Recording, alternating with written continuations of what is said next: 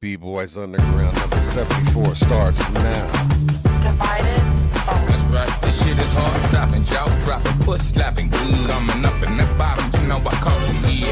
At the supper with my mother playing cards on wood. Telling sucker motherfuckers I'm from Baton Rouge. Everything is cool, motherfucker, we just misunderstood. Say the poor bitch, I'm trying to get paid for. Everything is cool, motherfucker, get a bitch to pull. Don't pull my card, motherfucker, like you pulling wool. Fucking with the lamb, goddamn, what's all the ridicule? Slamming in the jam, my man, don't make me spit at you. I bit the fools, I'm sicker than Sam, I'm Mr. Pitiful, habitual offender. I'm crown packing the pistol too. It's critical, I'm spitting some ham and getting physical. Mississippi drip joint, homie, it's a miracle. Niggas ain't shoot up the place, but you don't hear me though. I'm trying to stay tuned with the bass next to the stereo. About to put it all in your face, hollering about with it all. Saturday night, it go right, keep it real, it go wrong.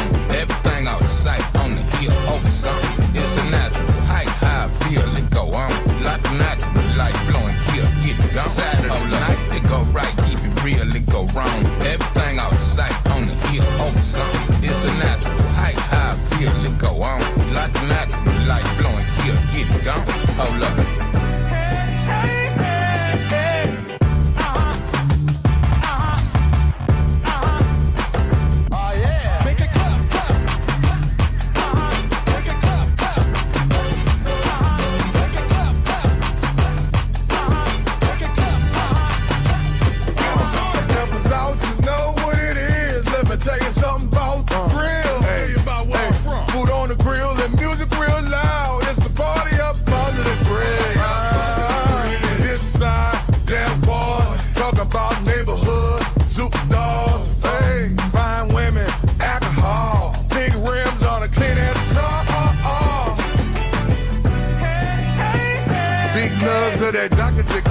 In my paper, lining up under the spitted matching the tape. Let's catch the raid, drinking grenades. It's the day after Friday and I just got paid. A pan of chicken from Manchu, where we at? A good time as a can do, believe that. Welcome to my city for the beach or the tennis. Where you from, Sean? It's like, oh, you get it. Saturday night, it go right, keep it real, it go wrong. Everything out of sight, on the hill, over something. It's a natural height, how I feel, it go on. Like a natural light blowing, kill, get it gone. Saturday night, it go right, keep it real, it go wrong. Everything out of sight, on the hill, over something. It's a natural height, how I feel, it go on. Like a natural light blowing, kill, get it gone. Hold up. That's right, it's Louisiana, motherfucker, how you do that, yeah? We get the moving shit around like the music, yeah. Air Force One, slide across the floor, 2 pair. Bleeding time, some wank, you know I'm doing my shit. Robert Johnson, all in Compton, we some motherfucking players. If you got it like the pimp say, put it in the air. Put some dust on the floor, swing it by the dose of dose. We be doing the most, from coast to coast. Country girls with their toes out, be playing me close. Showing up with their clothes off, I'm catching a post. Children of a lesser guard, we don't brag and boast. Rolling with the best boys with a bag, yeah, you know. Saturday night, it go right, keep it real, it go wrong. Everything out of sight, on the hill, over something. It's a natural height, how I feel, it go on. Like a natural light blowing, kill, get it gone. Saturday night, it go right, keep it real, it go wrong. Everything out of sight, on the hill, over something. It's a natural height, how I feel, it go on. Like a natural light blowing, kill, get it gone. Hold up.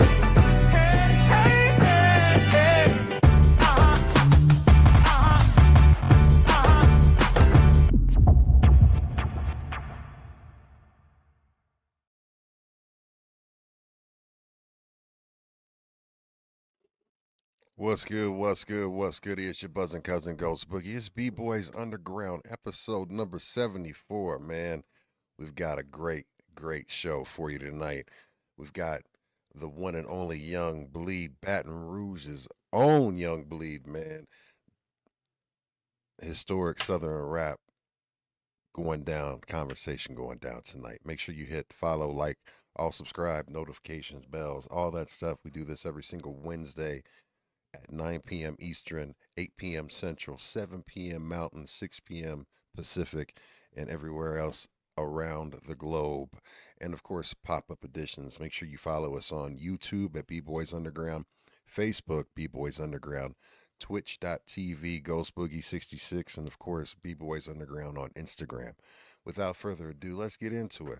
First up, we got the one and only G Dash Fresh. What's goody? What's happening, y'all? We about to get it. Episode 74. Got Young Bleed of No Limit Fame and doing the same trap entertainment. That beat was fire. New Orleans, I represent because I cook me some mean gumbo. So we coming out of the 513 Cincinnati, going out to Denver. Shout out to Ghost Boogie, Big Weaves, Mad Ways, and our guest Young Bleed. And everybody who's going to be in the chat are B-boys and B-girls. Get this thing going. How y'all doing? Absolutely. Absolutely. Next up, we got the one and only Big Weez. What's goody? What's up, B-boys, B-girls? It's the Box State Bully back on B-boys for this episode. Can't wait to get into it. You already know how it is. It's time to give flowers where flowers is due today, so we about to get into it. Man, for real. And then, of course, we got the one and only Mad Ways. What's goody? Was goody boogie? What up, b boys?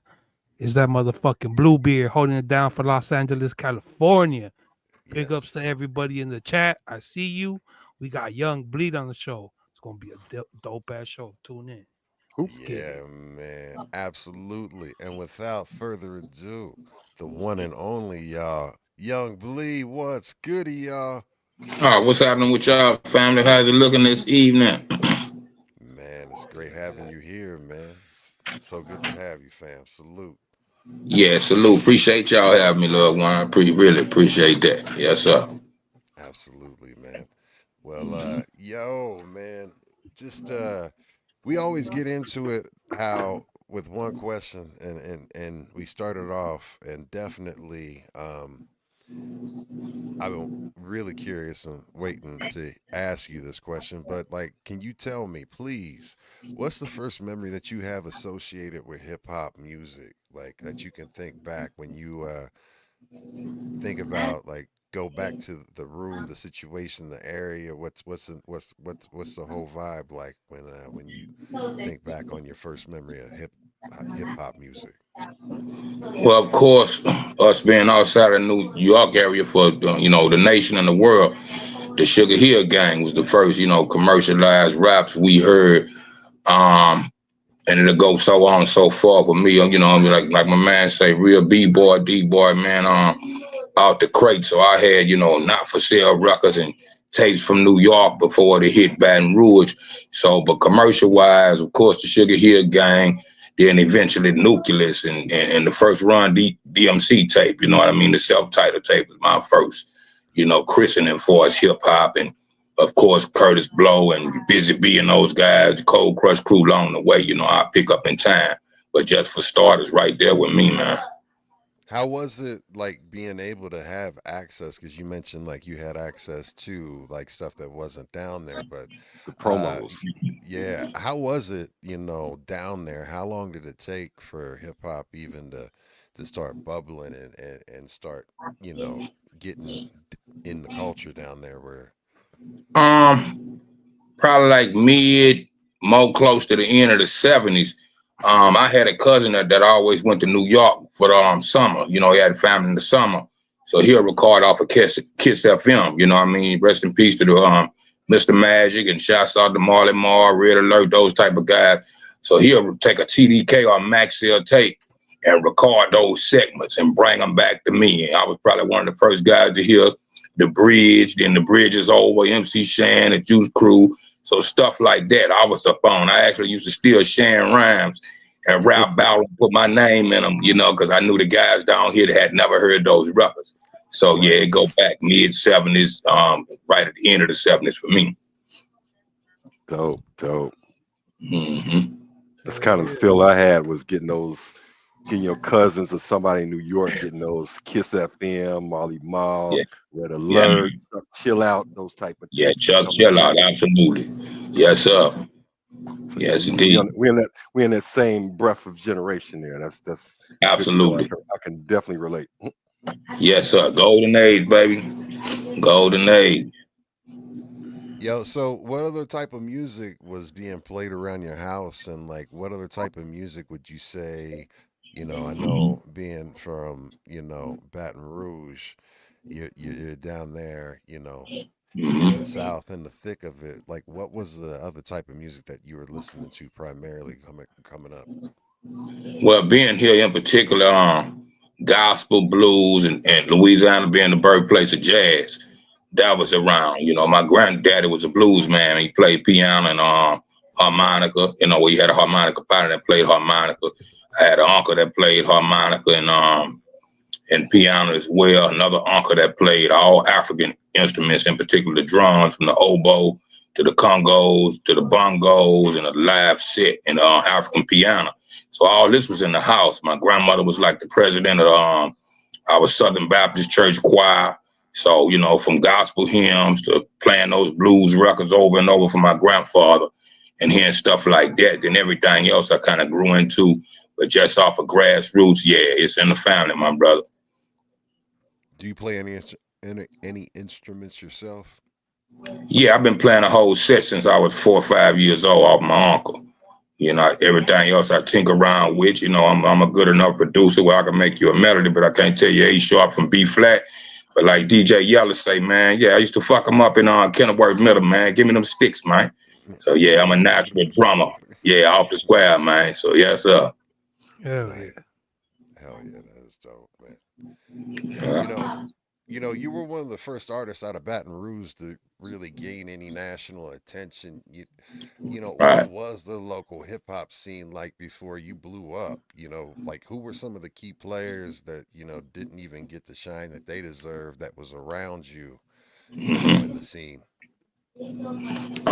Shouts out to my big cousin, Silker Slim, the Southside Wrecking Crew, but they had a rap coalition called the Bottom Posse right out the neighborhood where I saw my homeboys and, I mean, family members on the cover, 12-inch singles to a whole album to let me know things was real. The Much Fresh Crew, Reality in 1985 probably had the first record rap record that was played on AM radio, and I want to say even FM. Around the time when Atlanta had the Atlanta child murders, they did a song called "Missing Kids," and that was we all had that childhood fear around the country. So I remember that being the first time I heard some guys locally, that had a record on the radio that was from Baton Rouge. So it was just kind of like New York in the Southern way, and our royal beginnings, the locals, and I mean, the make it and break it segments on the radio station, demo tapes, and all that.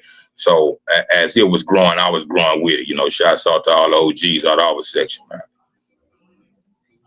Dope, Dope, man. dope. Yeah, Yeah. that's giving us good pattern, good background of that area you was coming from and coming Yes, out sir. with that sound. And how does Right. it feel like when I usually like to ask that first, you get your influence, your backgrounds, Run DMC's early, a lot of New York, then you hearing what's going on in the neighborhood. When that pen hit the pad for you, the first joint you wrote, and then that first time recording it, how was give us that experience? It'll be 1983 for me when that Run DMC tape came out. And actually, I was kind of freestyling a little bit in '82, but I didn't develop that writing craft till '83. We had a poetry teacher that taught us how to do like haiku poems and so on and so forth. So it was just pamphlet going around in the city from all the elementary schools, and the kids had a chance to put poetry into it. And what I did was take off that first Run DMC album from the Wake Up song, and I just translated that into my own life and family and neighborhood well-being, and made my story. And that story was that particular rhyme or poem made that pamphlet, and that pamphlet reached our state's capital. So great inspiration for me. I see if I could reach the state capital at 9 years old, and no telling what I'm gonna be able to do in the future. So great Mm, inspiration right there for starters. right. So that was a poem, and then so yeah, the way it's paid for you. Then you drop that first, you pin that rap when it was like more, 'cause we all did that kind of getting our influence and little styles from here and there until we develop our own. When would you say it was yours when you put that pen down and like this is Young Bleed? If that was that your Um, first rap name? Was that your first rap name? no, I actually went through a plethora of names, bro. Me and my shouts out to my street brother Darian Williams. we actually was emulating Run DMC, you know, kind of like a younger Pimp and Bond, but instead of, you know, Run DMC, I was always a slender kind of guy. So we took the name from the OG Silk Slim, and my partner became Silk and I was Slim. So our group was Silk and Slim in the beginning. So my very first rap name was Slim, you know what I mean? So from there, yeah, we'll morph into, like I say, about if I started writing in 83, I started making my first demo tapes in 1985. Yeah, 11 years old. Yeah. Gotcha. Mhm. Yeah, that was a question that I also, because I mean, a lot of people don't realize, how much of a role, in the South Underground mixtape scene you played, right? Yeah. Yeah. What were some of the, mixtapes or features that you did that you think, deserve some more recognition, or was there some that like you're more proud of that you think should definitely, get some more shine? Well, that whole mixtape thing on the Big Blast, it would come years later. But what I did about 16 or so, 15, 16, I had my first two single you know, record release or tape release that we sold in the high schools and on the street corners, all the dope spots and the moms and pops. My name at that time was Total Darkness. So my first street single and radio single, first time I got on the radio was about, 16, 17 max, somewhere between that. It was a song called Much Love, but we sampled the Friends drums from Houdini and a Bar-K sample called You Can't Run Away From My Love. You know, I was learning to produce and two component set turntable before the 1200s and the splicing of the tapes and different things like that just to make those recordings till I could take it into a studio and birth it. So it was, compared to the day, you might want to call, I won't say necessarily mediocre, but just elementary and just learning how to combine those things before XP12 and so on. The sampling devices got a little bit better. And on the flip side of that tape, I had a homie that was murdered out here by the police when he was about 16. So when the Harry Met Sally movie came out, I did a song called When Dirty Harry Meets Sally. I have a long black single shot 22 that I call Sally. So just in life protection, yeah, that was my first two joints, man, that we sold, throughout the city, and everybody remember me from that. Yeah, before the mixtapes, you see what I'm saying? So later on, once that evolved, we'll know from Houston, you know what I mean, Texas, they most so had that off the trunk game and the mixtape kind of thing. And that we're growing to later in the future. Rest in peace to DJ Screw, so on and so forth. And then eventually, New York and Kid Capri's and all that. So I'm sure I'm on a lot of mixtapes throughout my career, but my initial aim wasn't aimed at the mixtapes, you know what I mean? But just, regular demo tapes. Yeah. Bleed, and how did you navigate through the South scene, through the bounce, the jazz, and be a lyrical artist at the same time when during that time the South was more on that bounce scene growing up and more of that street stuff, but you brought a lyrical flow to the streets. How did you navigate and make recognition for yourself that way? Really following the New York script. You see what I'm saying? And the best of MCs, Rakim being my pivot and favorite of all times. So learning from LL, learning from KRS, Big Daddy Kane, Cool G, I listened to the greatest to do it. So my aim was to make it from Baton Rouge and to get the New York recognition. And I wanted to be the youngest to do it. Shouts out to LaJuan Love from Luke Skywalker Record. If y'all remember back in the days, I want to say was the youngest guy to ever get signed at about 12 years old. So since elementary school, I wanted to be the youngest guy, and I grew to learn and know the brother LaJuan Love. We good brothers. And later in life, like about maybe 10 plus years now, we just met. His current is dead, but I always looked up and admired him for being a young rapper, and that gave me the believability that could happen for me one day. So keeping in mind, Louisiana, our slogan is the dream state. So like I said, you can dream here forever, or you can turn that dream into a reality. Like Shorty say, you got to turn that dream. If a dream is all you got, homeboy, you got to turn that dream to the real McCoy. So my lyrical standpoint, I aimed at the greatest MC. And every time I thought I reached a pivot, Rakim would drop another album. Now I say, man, I don't know shit. I got to throw this shit away and start all over. So that kept me, in that Right. direction, man. Yeah. Next, Right. rip. All right, here we go. But that's Mm-hmm. dope, man. Yeah, that was like keeping that carrot, that carrot in front. Right. Hey, we Exactly. all have heroes. You get a chance to work with any of those people or those names that you've mentioned yet? Word. On the East Coast, man, for me, we hadn't made records, but I did a show with Dougie Fresh. You know what I mean? I had a chance to meet Slick Rick, Barry B. The whole Get Fresh crew. I mean, in real life, Salt and Pepper. That just starting in the East. Salt and Pepper. Rest in peace, Biz Markie.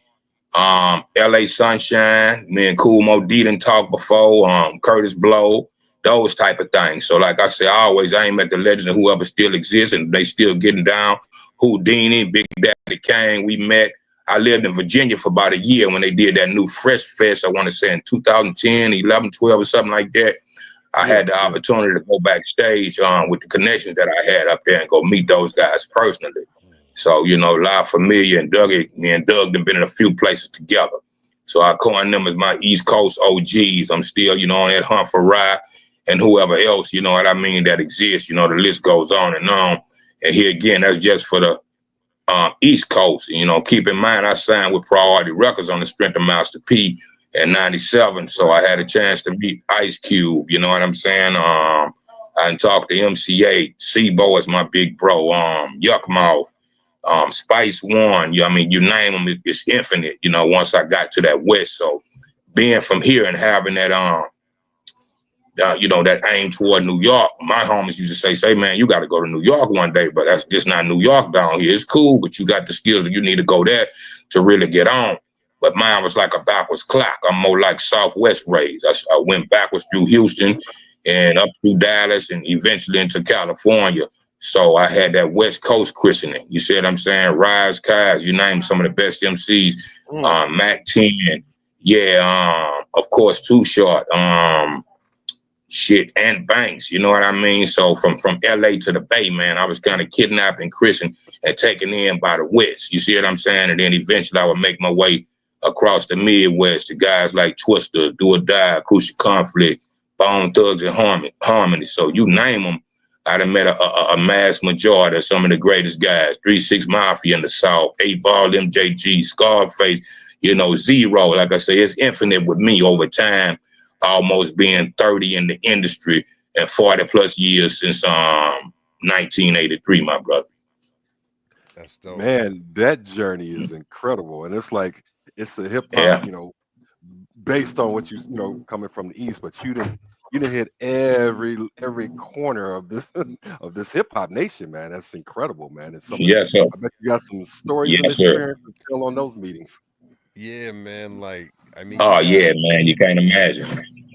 Well, like you were just based on the strength with No Limit Records and of course CeeLo's concentration camp, those were both, crucial Yeah. to your early career, right? Like, what's the story Yeah. from that era that, maybe behind the scenes that, fans and folks maybe haven't ever heard or you've never been able to share that's like dope to you? One more for the books too before we get into that. Rest in peace to Pimp C. I was just from the sign of Pimp, but Pimp was my guy as well as Bun. I was a little bit more closer connected with Pimp, through the strength of Trill Entertainment, Turkey Mail, that type of things. It's not what you know, it's who you don't know, and who we don't know is 6 degrees of separation. But going back to that evolution, man, CeeLo was my DJ in middle school. I used to battle rap, you know what I mean? Rest in peace to one of our brothers named Ty Rock was my battle partner every day. We skipped lunch to battle rap every day. But Loke was the DJ around school. We actually never did talent shows or made records until later on when he'll formulate CeeLo Records and all. Shouts out to Lee Time, Ty Rock brother. Those are the two founders of CeeLo Records, from the production and then the lyrical side with Loke, and Lee Time as well. So as we started to morph and other people was coming around and more producer DJs and MCs, it was in the time going into the mid 90s, 93, 94. If you have, we when the boot camp clique was being birthed, Wu-Tang and all that, the New York, you know what I mean, after the old school. And the boot camp clique down here, you know, shouts out to Mystical, rest in peace to Tim Yeah. Smooth, and you know what I mean, the Ghetto Twins and all that type of thing. Black Menaces, they was morphing. We said we needed a clickation name to fit more than just, you know, 2-3 rappers and just a whole family oriented thing. So I really, me being born on June 6th, D-Day, you know, my whole life done been that. My granddaddy, who I got my name Bleed from, was a World War II veteran. And so I studied the Diary Anne Frank and the Holocaust and stuff like that as a kid. So I say, you know, what's kind of dope?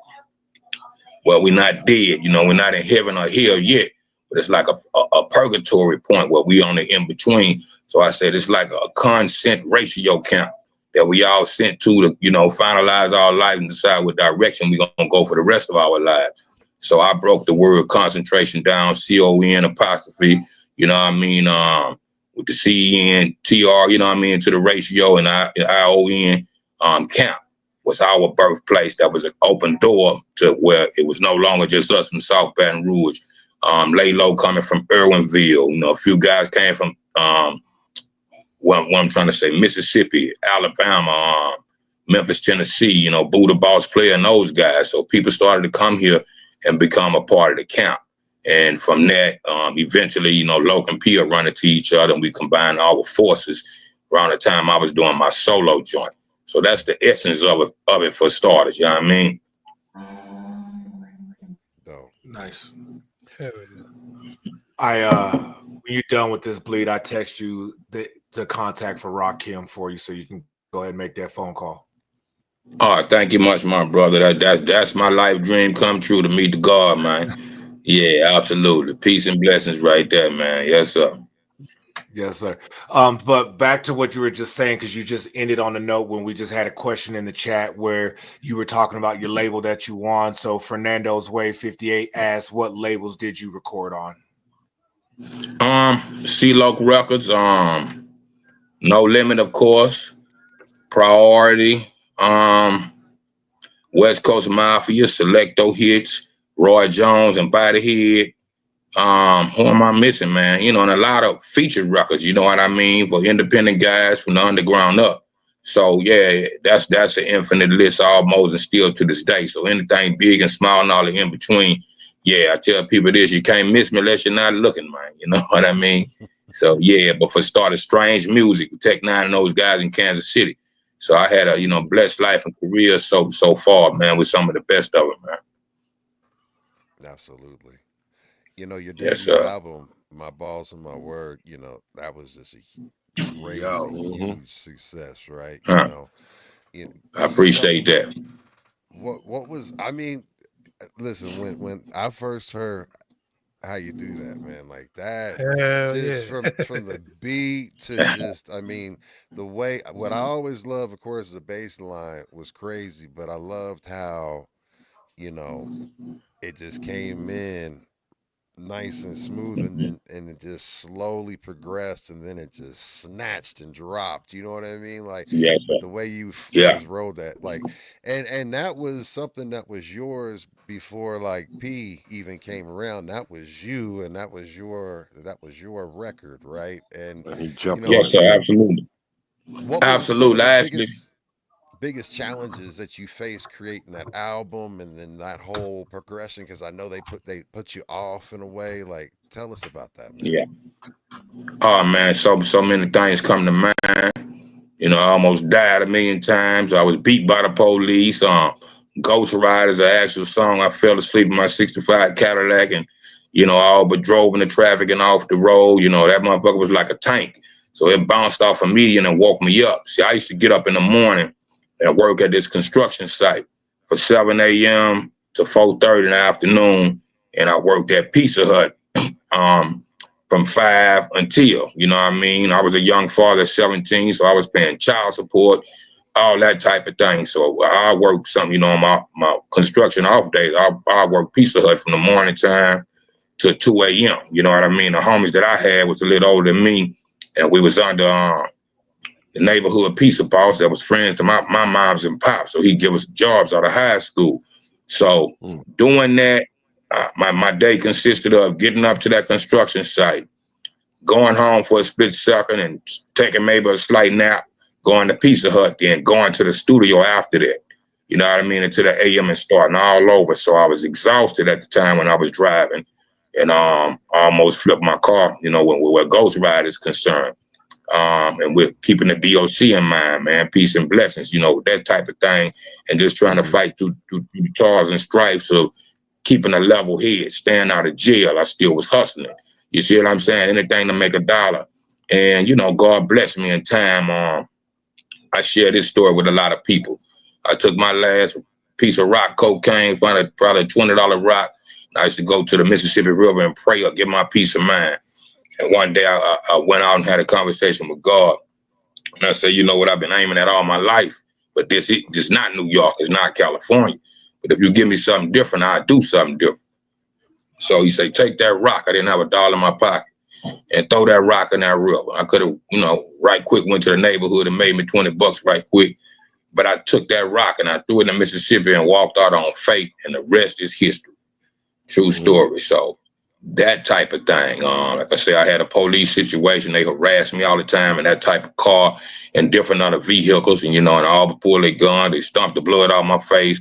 I spent the week in parish prison. I offered a 6-month bid they tried to give to me. Had a good lawyer that got it reduced to 15 days. I ended up doing, you know, it was still 2 for 1 at the time. So I did it like Cube said. I had to do a week in the county. A piece of cake, it was just like a party. Because in the county, you know everybody. You know what I mean? No, I didn't steal or kill or rob, homie. Locked up for what? Because I'm rolling with the no, I didn't kill or steal or rob. Locked up for what? Because I'm rolling with the lynch mob. So in the effort of being part of the camp, and the guys we came from was real street guys, so we all had that kind of police following and different things like that, and I became the pivot. So a lot of the shit, when they caught me, they took a lot of shit out on me. You know, so, you know, like Mac 10 to say, I was sitting in the parish prison with a gold record, man. And being Louisiana, you know, it's the same as the county jail, but we the only state that say parish jail instead of county jail. So yeah. So in the midst of that, you know, I was coming up, you know, I was being pulled down at the same time. God bless the rest. You hear me?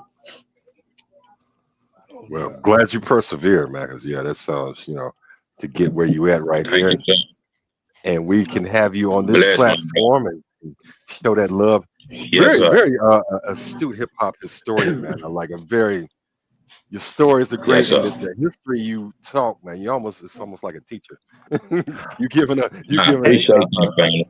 quick and also Young Bleed that you're still doing music and putting out good content.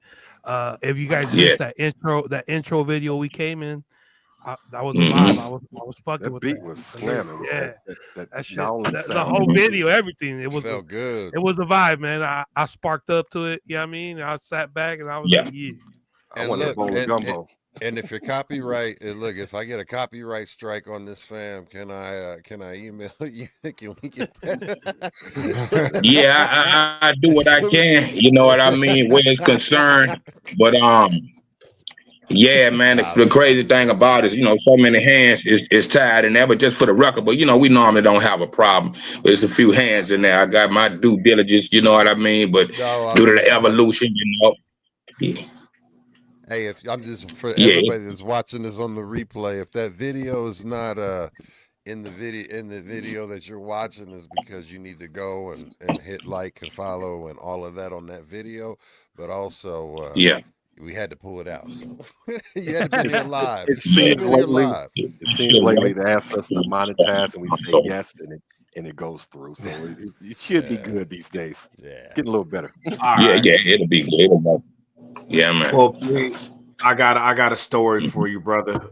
Cause I don't never be on no fanboy situations whenever I meet somebody. So I'm gonna take you back to the moment I met you and how this shapes into the future. So I walked into the barbershop when I met Bleed. He just happened to be sitting across the chair from me getting a haircut. Yeah. I know Adam from Eve at the time. I'm talking to Chris Kleiss. He's like, yo, this is Bleed. We heading down to the Springs. I'm booked to do a show in Denver that same night.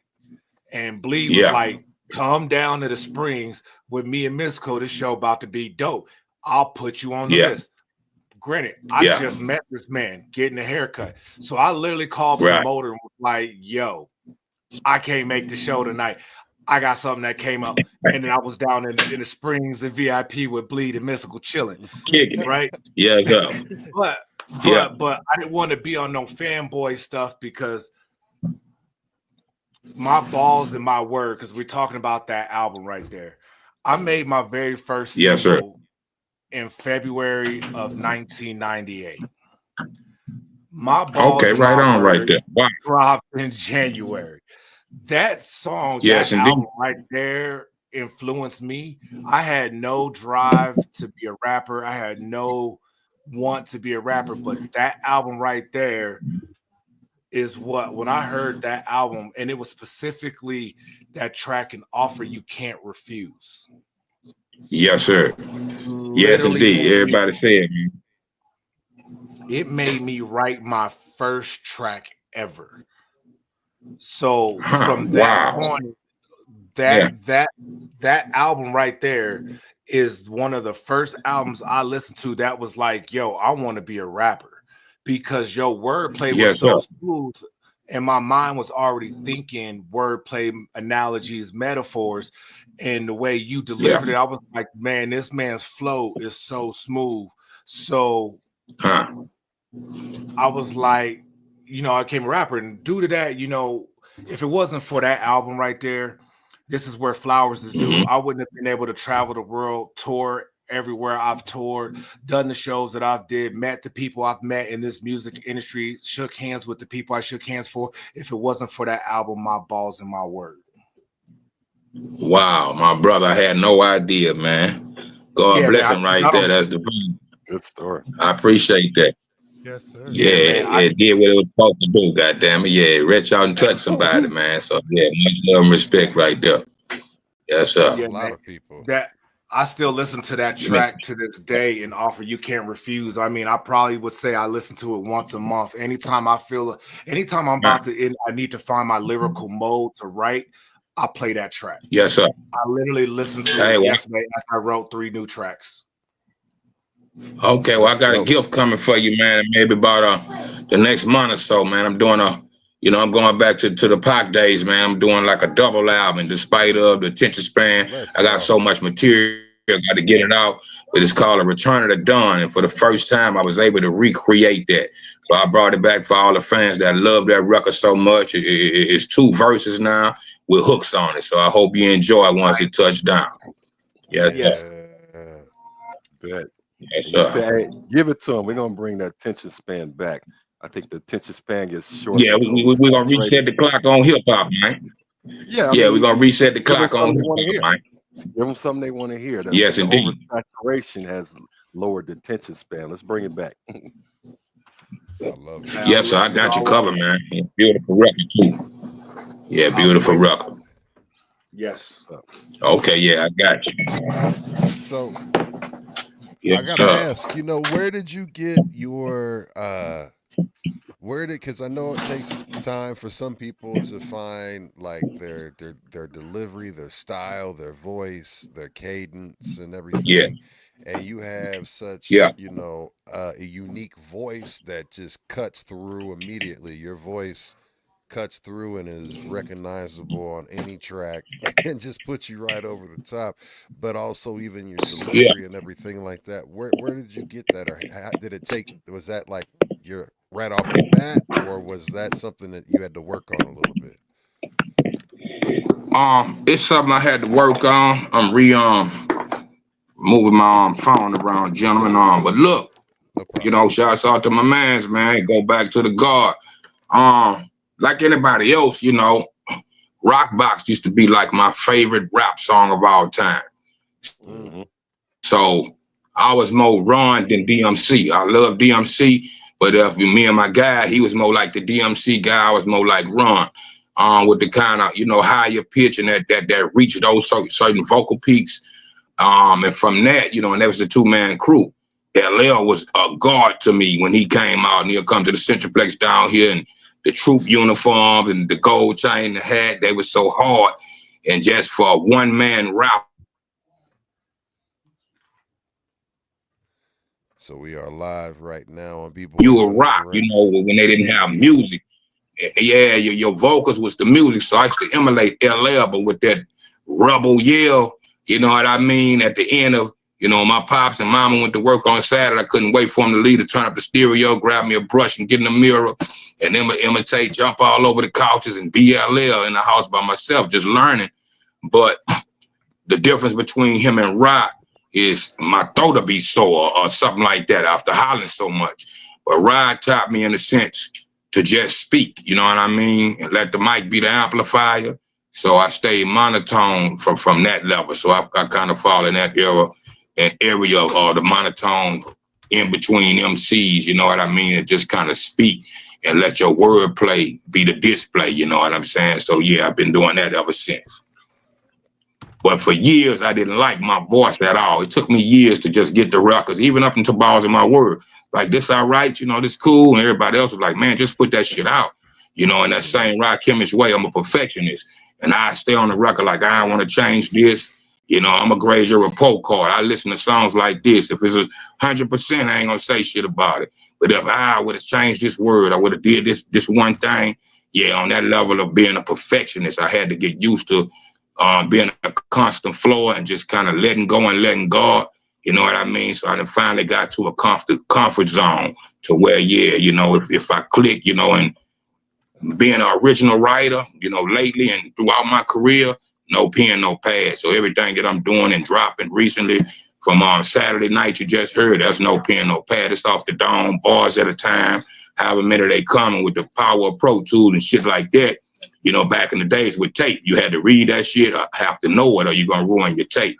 But now, I could take my time and punchline for line if I need to capture what I need to capture in that essence, man. So, yeah, it come from that. Hell yeah, dope. Yeah. Rapper's rapper. Yes, sir. Like that. Yeah, man. Yeah. Let me ask this, so you say you dabble with production a little bit. You are producing any of your beats on your projects, past, present, and what's some of your favorite equipment you like to work on? For starters, man, a lot of people don't know this because I gave all the credit to Happy Perez in the beginning, and shouts out to him.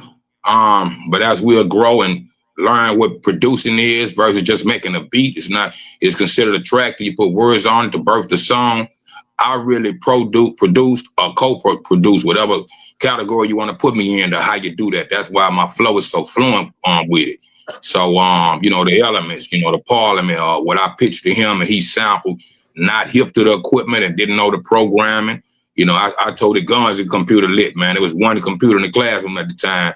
So I had a kid on the way. So I was hustling, in the classroom, cocaine and weed in my pockets and shit like that, and 2 guns on me. I look back at shit now, it's like, what was I thinking? But I didn't, I'm not so computer lit, so I didn't understand the program. Like I said, I come from authentic instruments. I can grab a pair of drumsticks and just off the essence without reading notes, that type of thing, just having rhythm inside you. But still, right now, and I done produced a few records throughout my career, maybe 4 or 5. On my own record, I produced I Couldn't See It, the New Birth sample track. A song called what is it? When We Mob or When I Mob on the West Coast Mafia record with Sibo and them. I produced that along with Jay Pimpin' Pimpin' Keys, they production group out of Texas. And it's something else, that I tinker with it. But the basis of anything I do, unless it's already there, like Balls in My Word, I was the backdrop of it. You know what I mean? Happy was a phenomenal guitarist, keyboardist, and, a semi-drummer. He gonna do what he do. But me being more drum rhythmic and from funky drummer and shit like that from James Brown, that I'm real serious about the drums. You know what I mean? So I come in and have my tools infused and ideas for samples, movie samples, and what record that I wanted to turn into a song. So I kind of, produce like that throughout my whole career. And pretty much anything I do, I oversee it. And if I'm comfortable with it, then I'm going to lay my wordplay down. So right now I'm working like on Fruity Loops and Pro Tools, and I did Studio One, Acid, and so on and so forth. So anything, man, you give me anything, man. I beat on the wall. I used to beatbox battle. So it's in me, not on me, my brother. So anything that's there, yeah, I can make something with. Give you a quarter and a pen, and you can hit a wall or a Forget lunch about table and Area get it. Yeah, table. forget about it. Hey, look, True from the B-boy. streets to the jailhouse, man. Yeah, beating on the Get bars or it. beating on the walls in the jailhouse, man. So yeah, anywhere you put me, man. Yeah, absolutely. True B-boy. Love Yes, it. Yeah, sir. absolutely that. That part. That part. Much props. Much props. You know, hmm the one thing Yeah, I wanted Beat to Street is ask one of you, my favorite movies, man. B Street's one of your favorite movies? Yeah, along with Wild Style, but for the, I got it backwards. I got Beat Street before I ever watched Wild Style. But I love I all got the you. elements of hip hop, the graffiti to the break dancing, pop locking, and MCing and DJing. You know what I mean? So yeah, true B-boy. Absolutely. That's Word what up. the Word show's up. Hell about. yeah. All the B-boys elements. underground. Yes, Get it. yes, sir. And And the then your first beatboxing hit with you, man. single ended up being on a soundtrack. Yes. Say that again. And your first hit single ended up being on a soundtrack. I mean, like, Yes. so tell me about tell me about that experience, like just from just when you signed to No Limit and you got that push, right? What Yeah. was that like, right? Like, as you said, you went through all of that history. You went to jail, all of that stuff, right? But Yeah. Yeah. you made it through it, and like you were able to get out and enjoy it and start meeting people and getting busy in the industry. What was that like, man? Um, like a sword through the fire. You see what I'm saying? And coming out shining in the end. You know what I mean? So God rewarded me. And for all I went, you got to go through something to get something. So Yes. what I regretted and what I hated and dreaded, it paid off in the end. What I had in mind was just starting local and shooting around my town and just growing with it and just kind of like my album covers, follow me where I'm going. When you look at that, I took backwards pictures because I'm on this journey. And you're welcome to come along and see through my eyes or your own eyes what I see. So growing from that and those being older guys, big bros of the street to me, led me into the Priority Records and everything. A quick case scenario. I remember going to Priority, just still working on the deal and the album and all that type of shit on the weekend. And like I said, what I had in mind, I wanted to shoot in Baton Rouge, show my blocks and all that kind of shit. And eventually I rerouted and did that with Give and Take. I brought you back to my neighborhoods and showed you my city. But I went from baby Baton Rouge to Hollywood, California. And definitely wasn't overnight, but to the world it seemed to be overnight. With No Limit being that catapult where they was in the world at the time. I wake up on maybe Saturday morning and they said we finna shoot the video. I didn't get a screen test or nothing to have an idea how this video was gonna go. So we end up, I think, in Malibu somewhere maybe. I think that was Malibu, and it's a big ass beach house. I wake up and still wiping the cold on my eyes. A Bentley, sitting in front of the beach house, a raft sitting off the beach, and a big ass ship sitting in the middle of the fucking ocean. And 3 buses of all nationality of women. I'm a kid in a candy store, like, what the fuck? How the fuck? Dom Perignon, the best endo. Yeah, I'm so high and intoxicated. I got seasick.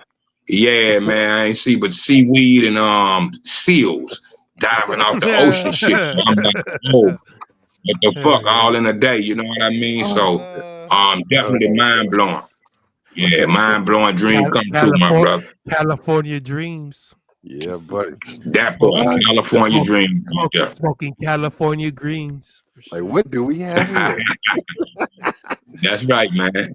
Shit, yeah. Blow it away, my brother. Blow it away, but had a beautiful time. Yeah, absolutely. And then this after Friday came out, so rest in peace to Tiny Lister. He was in the video, so I met him for the yes. first Okay. time that day, and we was able to kick it and go to a restaurant and chop it up. The only time I shared. The funny thing was ironic. When he became, on the spiritual route, he moved to Baton Rouge. He used to be riding a damn bike down here with this church with the pastor name was Pastor Pate. I forgot the name of their church, but he was a part of that church out here for a little while. He came to Baton Rouge after that, man. So Mm. yeah, this That's shit dope. been a hell of a journey, man. Yeah, hell of a journey. Beautiful Well, people. yeah. Yes, sir. Oh, You know, we had a question we could sneak in here. yes. Magic Mike was saying, Okay. what artist gets no play in your ride? Who's like, we've heard some of your top Man, influences and best. Who's something you just like cut that shit out? hey, Who's on that level with it's a list of them now. It's a list of them, old school and you? new, man. I don't like none of the sucker shit, none of the forgave shit, none of the gay ass shit, all the shit that's anti what I spoke of in the beginning. If it wasn't based off of that solidarity, I had to tell my kids, hey, I don't listen to some of that shit. You are what you eat. You eat faggot food, you might you are what you eat, so that type of thing, bro, and it's a list of artists that the public pinpoint. I try not to get into the bullshit unless I have a personal dispute with somebody, but it's a lot Mhm. of shit that I like and it's a lot I don't like. So if I can't reconcile with it or do what I used to do when I was little, get into the skin suit of a LL or Rakim and see myself in it, I'm not finna be a part of. It don't register with me. So yeah, it's a lot of Don't those, man. I'm gonna register. fuck with everybody. I'm more so listen backwards. I listen to more older shit and some of this new shit I like, and some that ain't how this shit cut, man. Yeah, Mhm. so reality rap, man, beyond the gangster persona and all that shit. If it's reality, real life shit, I fuck with it. I don't care if you a skateboarder. I used to like not of course to want to be a baller, but what's the dude Skilo from off the West Coast? I used Skilo. to love Yeah. that. After Krishna with the college song because it was authentic. You see what I'm saying? He not being something he wasn't. So all these fake killers and Word. dope dealers and fake pimps, man, miss me with the bullshit. I know the real guys, man. So I fuck with all the real, man. Yes, Just sir. be Hell authentic. yeah. Be Well you. said. Well said. Just be you. Laptop. Yes, sir. Stevie Yes, J once indeed. said it. Nobody can be you but you. That's an old That's slave Mm-hmm. song right there, Yeah. man. That's it. Hey, real talk right there. nah. That Yeah. sounded like a new track. I think we're gonna hear on the double disc is "I'm Authentic." Miss me with the bullshit. Miss I me like with that the one. bullshit. I need to do that, man. While I'm creating, I need to do that. Yeah? Miss There you me go. with the Might be on bullshit. Absolutely. there. It is. Drummed Might up, be on the double disc. drummed up Well, right here on B Yes, Boys Underground. hey, also, there Young it is, Bleed, the homie GMC man. Texas, when you were talking about all the places you've been, he asked if you had any cool stories about Texas. Yeah. Oh, Texas is my second home, man. I moved to Dallas actually and went to jail tonight. I moved there. I spent the night in Denton County. Come on Damn. vacation, end up on probation, man. The very Damn. But that was my Welcome, Christmas. Oh first shit! night. welcome to Damn. Dallas. Yeah, Enjoy Welcome to your yeah. Memphis. stay. I got family based out in Houston, and I learned later I had some family in Dallas, but most so Houston. I've been going to Houston since I could open my eyes. When my pops and moms were still together. My Mhm. aunties and uncles are still there. My grandmother on my daddy's side is buried in Houston, and I always kind of planned to go there. But the funny thing about it, once I signed and No Limit was there, the camp had moved to Houston, and I was considering it. And right when I got ready to, I actually went filled out the application for this nice, pretty red brick house, 2 stories, and went down there like the week or the weekend or something, somewhere around the death of Fat Pat and the ore in the city, man. It was just so unsettling for me. And the guys that I needed to join with, and from Rap-A-Lot to so on and so forth, everybody mind was on who killed Fat Pat. So I wasn't comfortable in Houston. So I moved all the way back to Louisiana for a few years and ended up going on a tour with Priority and went to I forget the name of the club, but I heard Mr. Pookie for the first time with Crook for Life, and that we bros to this day. And how the crowd was in the club, it turned me out, and I was like, just getting hip to Dallas. And eventually, I meet some homeboys and all that kind of shit. That was kind of like a welcoming from Mississippi. Shouts out to Money Waters. We met in Mississippi, but he was a Dallas guy. So I already had some people in place that kind of welcomed me down. So the night I moved to Dallas, I moved to Carrollton. I lived in about 10 or so cities in Dallas alone. Of course, North Dallas, and frequently visited the South Side. I never lived on the South, but I lived in North Dallas and all that type of shit, Louisville, and so on and so forth. But the night I went down, I had a show. What's the radio station? But my man G Rock was an essay. That was a good partner of mine. He'll be bringing me back and forth. Shouts out to Lava House, the people that started the ratchet shit in Shreveport. So OG Lou will fly me out there for a week, and I come back home. Fly me back out that a week after that. The old ladies in the airport just say to me, "Baby, you must got some family back here." I said, "Why you say that?" Because ain't nothing in Louisiana but hard times and trouble. You get a chance to get up out of here, get up out of here. So I started considering a lot of ways of moving to Dallas, and finally said, "Okay, I'm gonna go for 6 months." And the night I went, I was getting ready to do that show with G Rock, get all the way to the club, and moving my family down. We stopped in Alexandria or something, so I cocked a Glock 9, 17 shots, one in the head, 18 shots.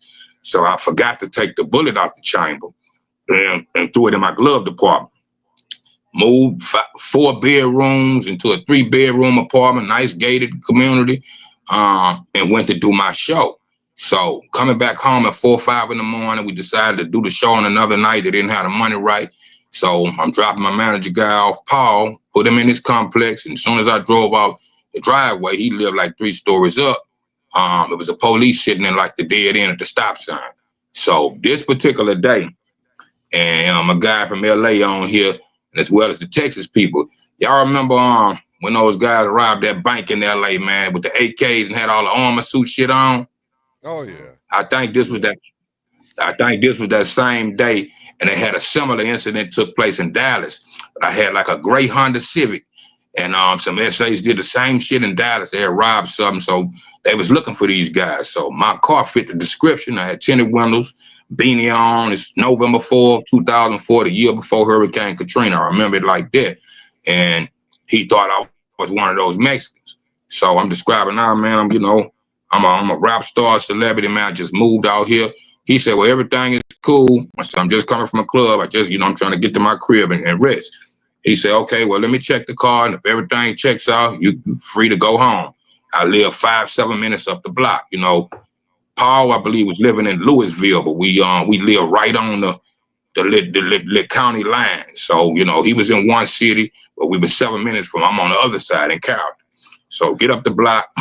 He pulled me over, searching my car. He was friendly with me till he went into my glove department.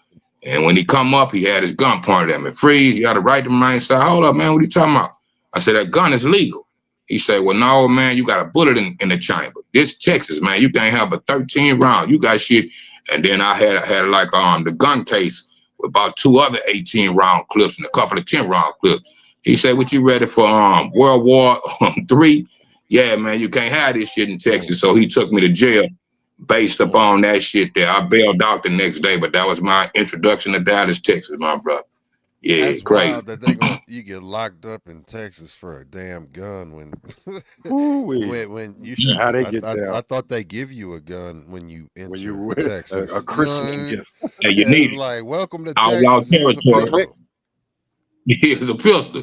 They do it in Louisiana. You're gonna need this motherfucker, man. Yeah. So that was my introduction. So being great. there in the Dallas area, man, like what did you bump into like DOC and Erykah Badu and just all of the different great hip hop artists just from Dallas that live down there and are part of it down there? Pretty much, but this the funny thing.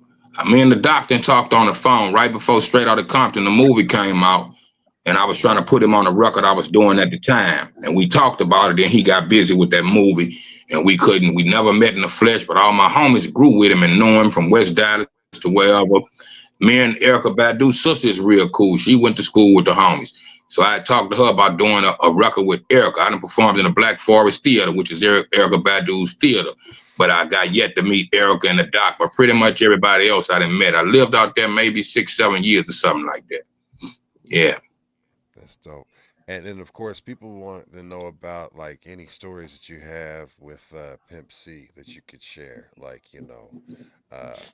definitely like Midget Mike said, how was it like working with Pimp C and to produce a song for you and definitely everything like that?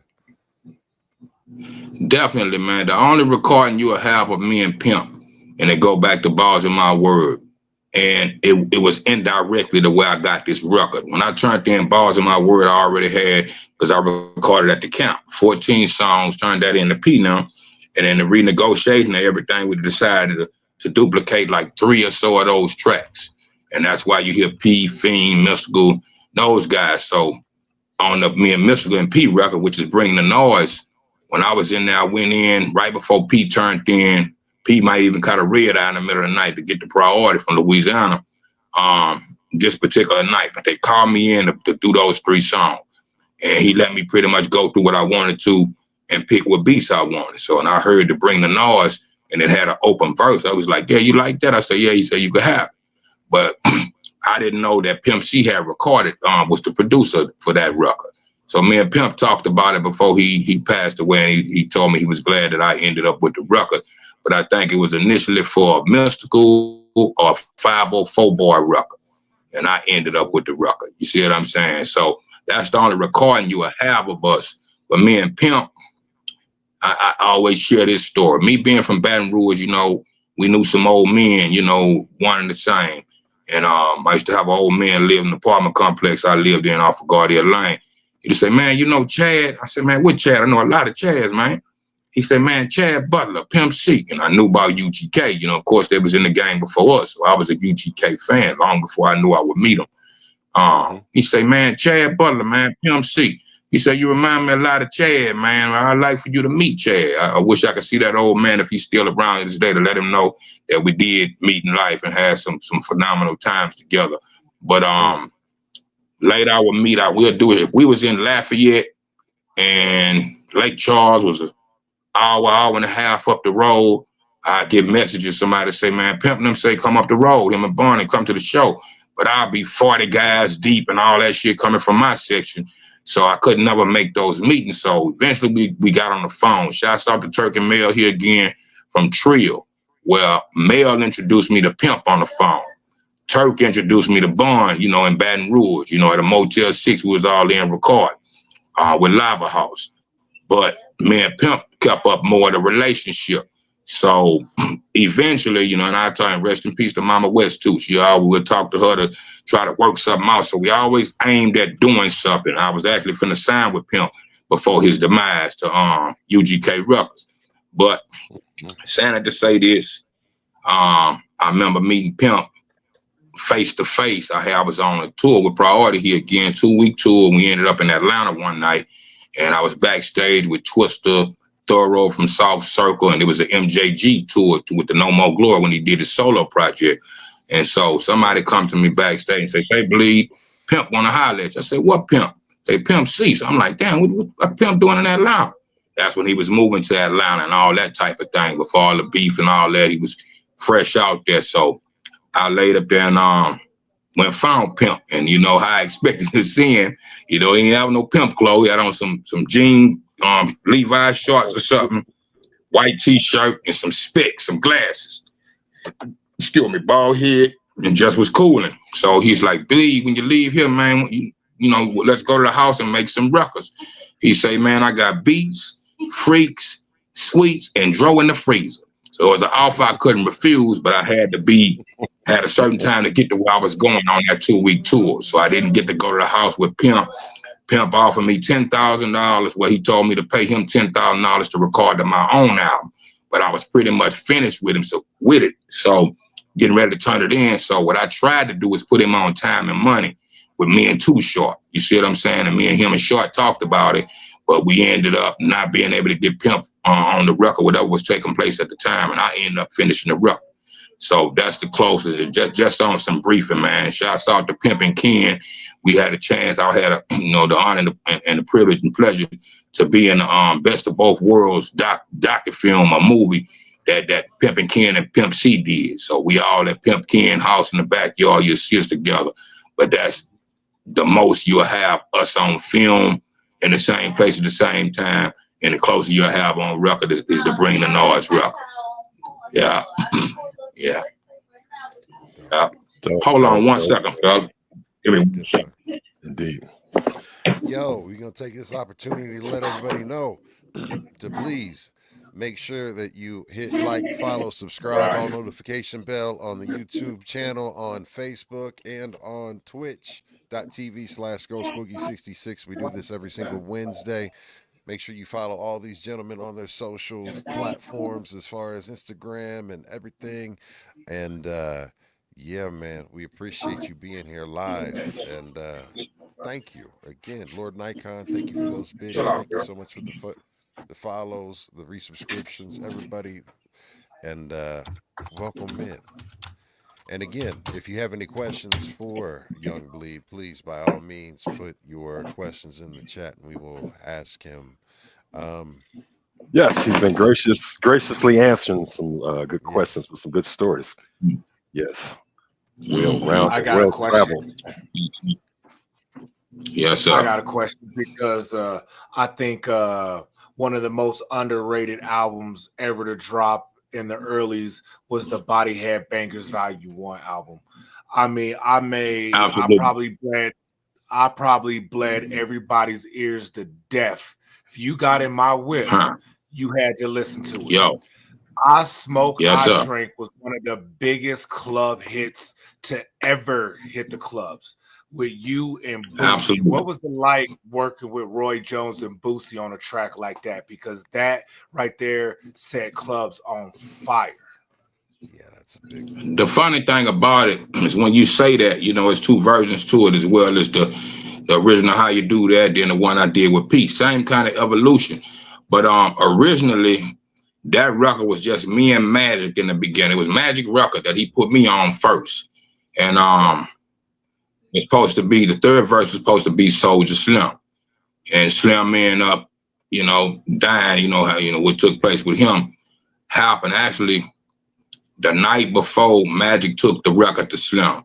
Because we was really touring with the record on the Gulf Coast, you know, between, if we did Texas at the time, but definitely Louisiana, Alabama, and maybe some of Georgia. But those places in particular, we was just, you know, doing shows together, 3 shows at you know, in the same night, especially before Hurricane Katrina. You can go down Gulfport and Biloxi, and it's club for club for club for club. So we'll do about 3 songs a piece, shoot to the next spot, and, you know, was scooping money like that, and just doing the 2 verses. So eventually we started working on the album together. So in one of the studio sessions, we hanging out before we go home about 5 in the morning. He say, hey, man, you know who I'm going to put on that 3rd verse? I say, who? He said, I'm going to put Slim on that verse. I say, that's who you put on it. You know, I said, man, I can't wait to hear it. I got a chance to meet Slim one night at No Limit, and we talked about doing the record. So all this was around the same base time. And I go home. I told Maddie, as soon as you go to New Orleans and record it, man, call me. I want to hear that shit through the phone, basically. And I get up, you know, afternoon, anywhere between noon and 4 o'clock, somewhere, maybe 2 or something. And my phone ringing, it's Magic. And I'm like, damn, y'all did it? He said, man, Slim dead. And that, you know, that fucked up everything. But saying to say this, you know, he was in cahoots, you know, me and Boosie's family.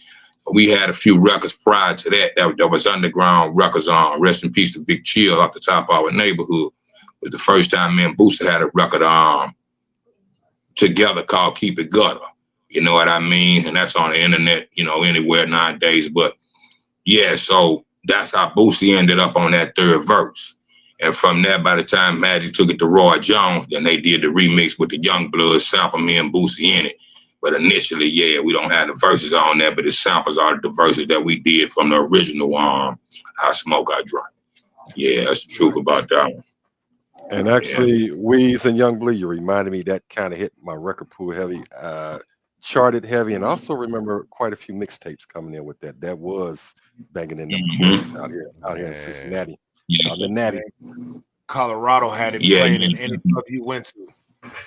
Yes, sir. Yeah, it's still playing everywhere. Like everywhere. You know, that's still one of my show starters.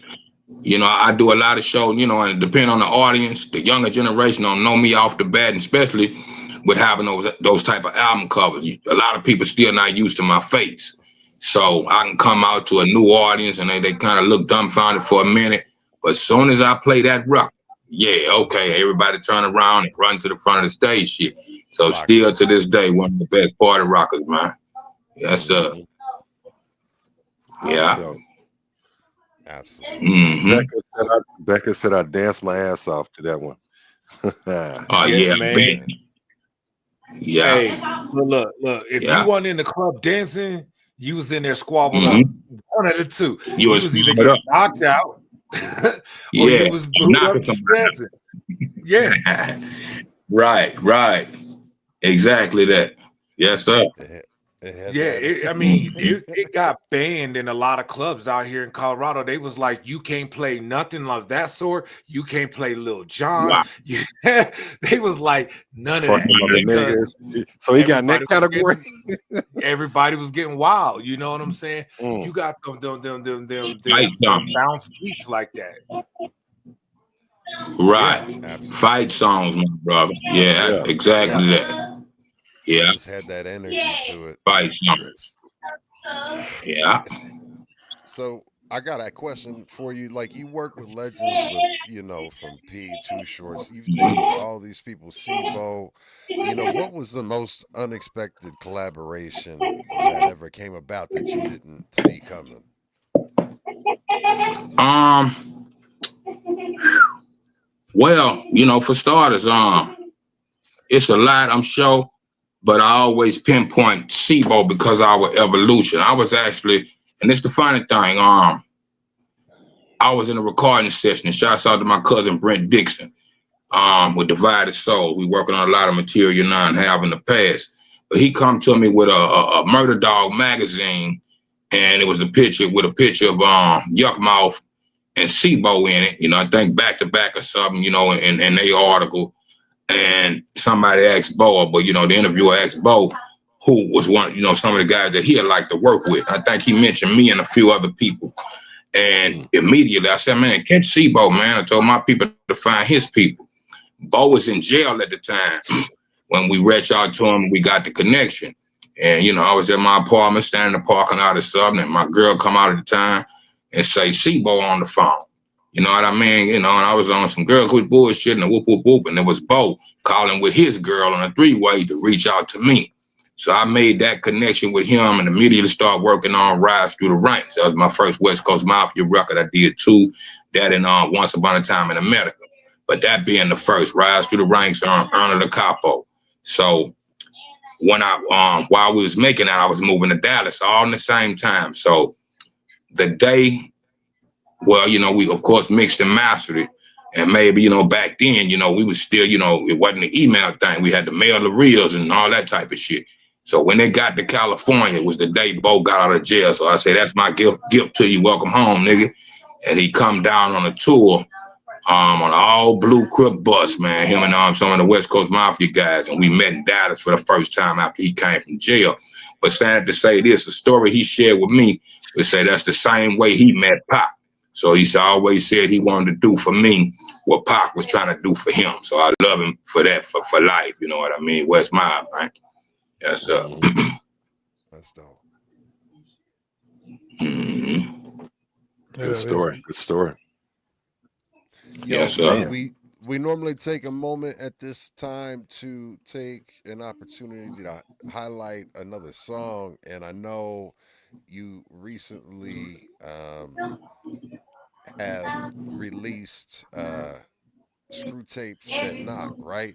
So tell us Yes, about yes. this project, and like what we like to do is not a lot of times people get an opportunity to talk to the viewers and listeners before they get a chance to hear the song and consume it. And is there, but you have an opportunity to talk to people about, like, and add some color about this song to help maybe enhance their listening. So set the table for them. Let them know what they're getting ready to hear.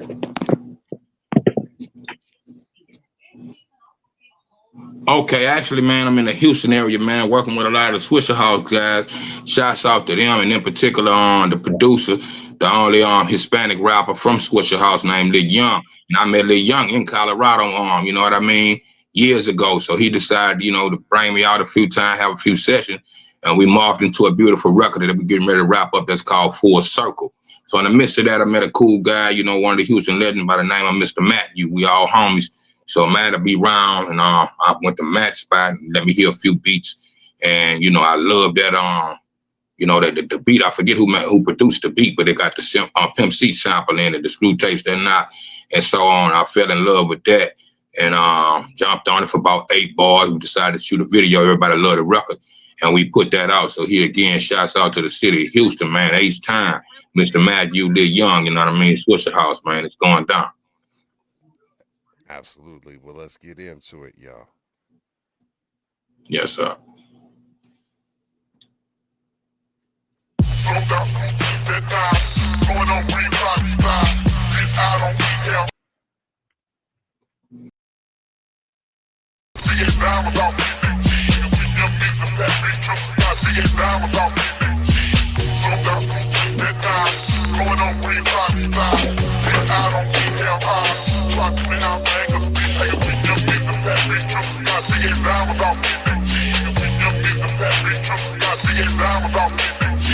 No doubt we from that south, know what I'm talking about. This recipe to pimp, we put it in their mouth. Bad guessing, I'm big at once, better make it home for what I'm seeing the sun. Falling out the car with a big ass gun and a big ass blunt, let me hit that one. I'm down with Mr. Mag, we keep them on their back. Shots out the best in spills, don't make me feel you, yeah. All we do is just hustle ball, holler at bros at the mouth. Big or small, like Biggie Small, watch out for that murder. Cop.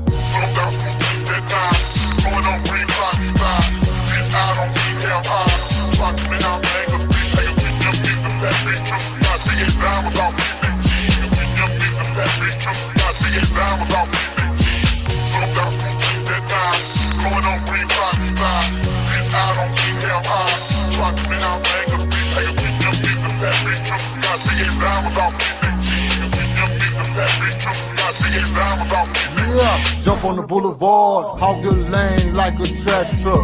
Move around, bitch, hell yeah, get your cash up. Fuck what you saying, fuck what you doing. This is Mr. Matthew, this is my movement. Watch when I'm moving, they staying assuming. All I'm saying, that's proof in the pudding. You losing your footing, well who do you goodin'? I can care less about what are you pushing. My money and power, I call it my cushion. My 40 cal have you all leaking and gushing. You watching the bushes, cause I am a nuisance. I am the blueprint, I am the Houston. That bitches be choosing, throw swingers on everything, they never be cruising. Houston, bitch.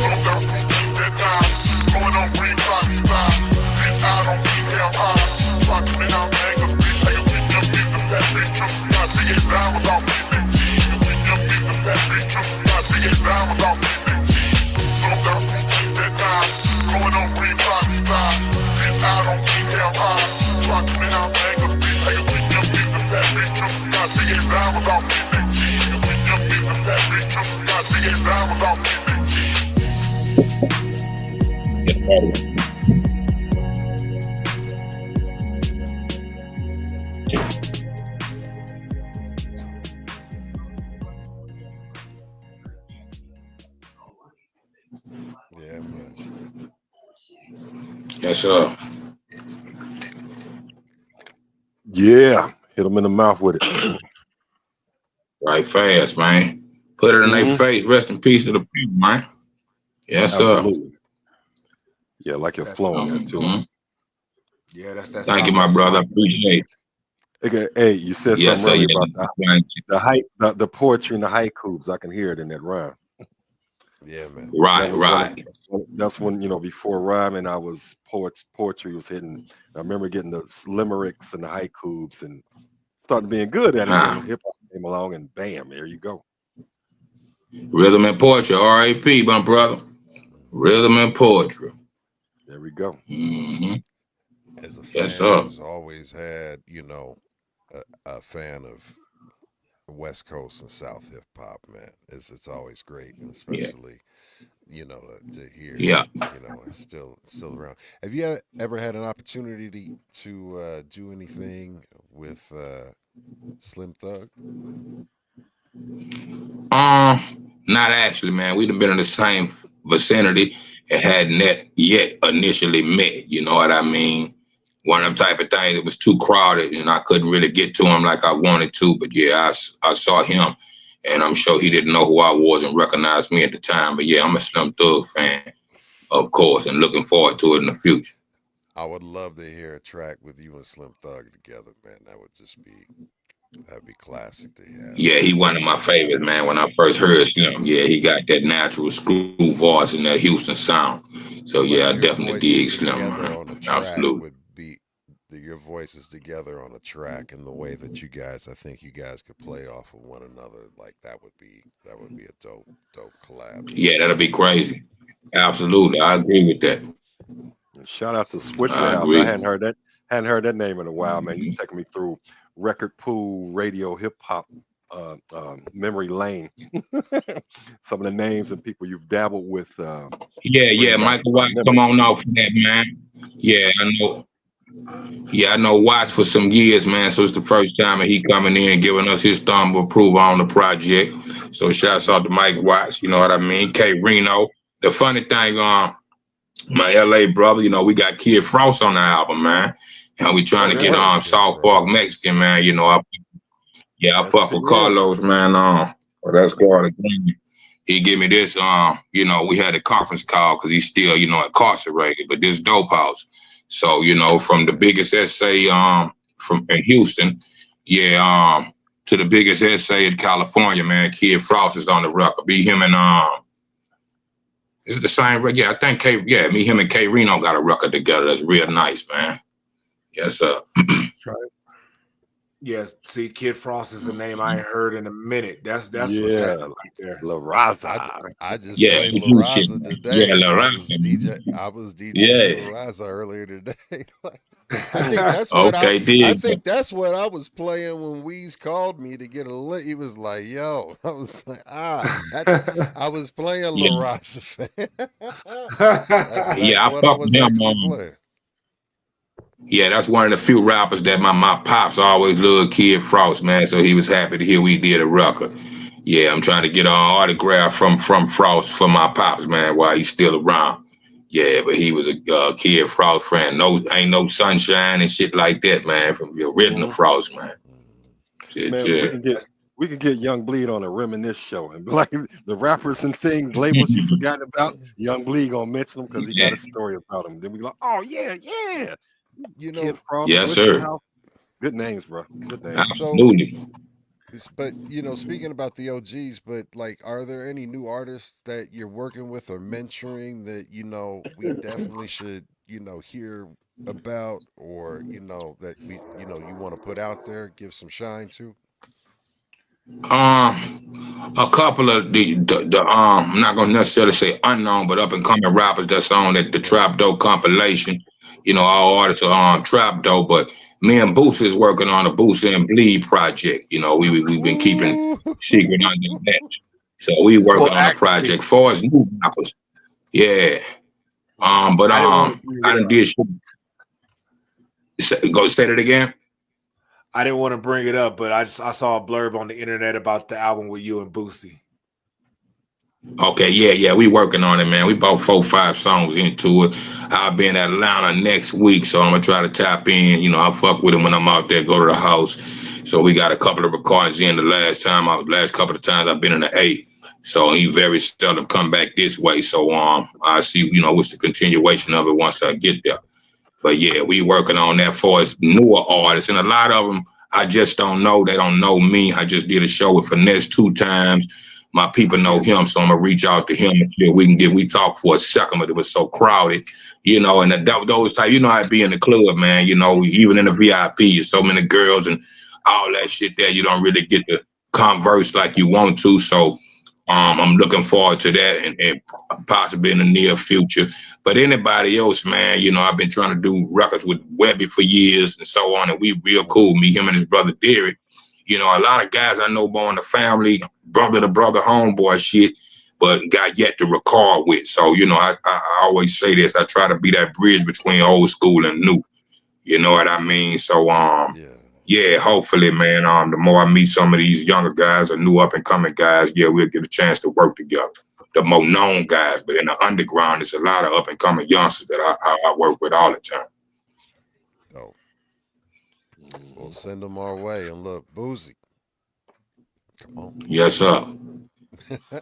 Nice action Boosie, too, Every man. The feel come we on, got Boosie. It's is time to real get on nice. B-Boys, Boosie, is what he's saying. Run it. Right. Yeah, get in there. Absolutely. Everybody in the chat, go hit up his Instagram. Tag B-Boys There you go. Underground. Tell him you want to see him. Yes, sir. As everybody likes Definitely. to say, especially nowadays, LFG, let's fucking go. Yeah, let's go. That part. Hey, yeah, but okay, yeah, go we ahead, Reese. definitely bleed want to get the other label mates that you got going with your new label, which we'll get into soon. But we definitely want to get them all on the episode of B-Boys, so that way we can get to talking to them about their background, their upcoming projects. That way we can let everybody know what y'all got going on. Absolutely. Yeah, I appreciate that. Much needed, my brother. So yeah, much love right there. You know, tap my shoulders when you're ready, and we'll make it click, clack, click, man. I'm with it. Believe we ready. Just let me know when you want to do it, and we'll do a whole label special. Like I'll just do a whole special episode on a special day, and just like you can pull We'll through. just do a whole just do a pop-up. whole label, like a whole label special, and just have everybody. That's crazy. Yeah, let me Yeah, I'm gonna get with the guys. I'm gonna talk to everybody and see when everybody got free time, and well as me with this tour. And at our earliest and quickest convenience, man, I'm gonna work on that throughout the rest of the week, and I'll tap back in with y'all. And yeah, let's put that together. That'll be real nice. You see how easy it is to pull up and Boop, just boop. pop on. So it's Boop. it ain't nothing but something. That's it. Yeah, that's gonna be real live. Absolutely. Yes, sir. Absolutely. Well, yo, Weeds Fresh, Mad Ways. You guys got any questions? I was gonna say ain't nothing, no thing but a chicken wing, but I ain't got a chicken wing. And shout out to Canada Law because we always work some food in here. Hey, hit us with some a good food. I mean, being from Louisiana, the ex was from Louisiana, so I learned a lot of the gumbo, the dirty rice. With some good food cooking down there, and how's the food and music Jambalaya. related to you? Yeah, jambalaya, etouffee. Oh yeah, jambalaya, etouffee, boudin. You got to get on the boudin. Shit, I'm a swamp nigga, man. So alligators up, man. You know what I'm saying? Turtle soup, yeah, that kind of shit. You know, Special Ed is one of my favorite artists too. And when he said about the alligator souffle long time ago, I'm like, yeah, well, what they know about that in New York, man? what is that? But yeah, I love some gator.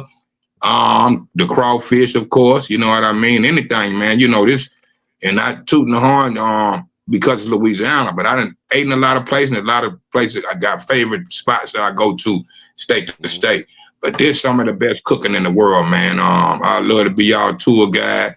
You know, you come down. You know, my mama do a personal thing where she sell plates. She one of the greatest cooks in the world of me, man. So anything you could name, yeah, you can't mix us. We the home of the gumbo pot, man. But all that shit in, yeah. You know, everybody don't do the pork thing, but you know, wild hogs, all kind of shit out here, man. Some of the best cooking. Yeah.